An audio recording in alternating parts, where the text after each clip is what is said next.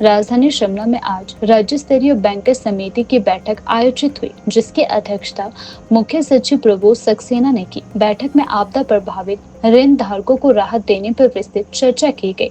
मुख्य सचिव ने बताया कि कृषि, एमएसएमई और अन्य सेक्टर के ऋण धारकों को ऋण अदायगी को पुनर्निर्धारित करने का प्रस्ताव तैयार किया जा रहा है, जिसे जल्द ही बैंक जारी करेंगे।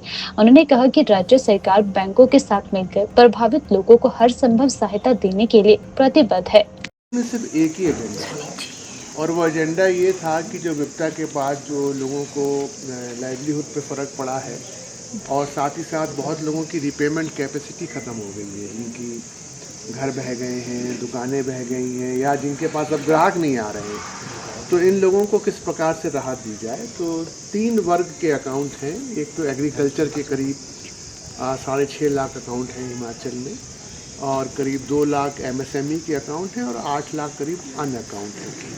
तो इन लोगों को एक तो जो इनकी अपनी स्कीम्स हैं जिसमें फिर ये होता है कि रीशेड्यूल हो जाते हैं लोन्स, जिससे कि इनको जो रीपेमेंट होता है उस पर कुछ समय के लिए राहत मिलती है। इसकी बहुत से डिटेल्स हैं। आज तो मुख्य रूप से ये तय हुआ कि हम एक रेजोल्यूशन पास करेंगे और सारे बैंकों से अनुरोध करेंगे कि वो अपने हेड ऑफिस से ये अनुमति लें कि इस तरह का रिलीफ पैकेज जो है वो इन अकाउंट्स को दिया जाए और इसको शीघ्रतम इम्प्लीमेंट करने पर भी सहमति बनी है।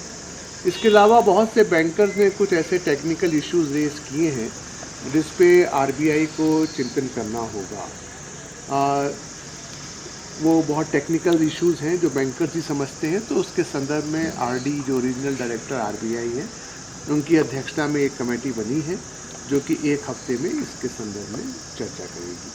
तो मेरे ख्याल से 2-3 दिनों में जो आम सहमति के जो विषय हैं उसके संदर्भ में यूको बैंक जो एसएलबीसी का कन्वीनर है वो एक पत्र निकालेगा।